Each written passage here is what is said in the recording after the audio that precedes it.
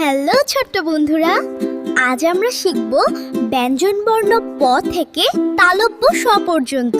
তাহলে প্রস্তুত তো সবাই? চলো শুরু করি। শিশু স্কুল, শেখা হবে আনন্দে। প প ফ হ ব ব ভ ভ ম ম অন্তস্থ জ অন্তস্থ জ বয় শূন্য র বয় শূন্য র ল ল ব ব তালব্য স তালব্য স। আগামী পর্বে দেখা হবে নতুন বর্ণ নিয়ে।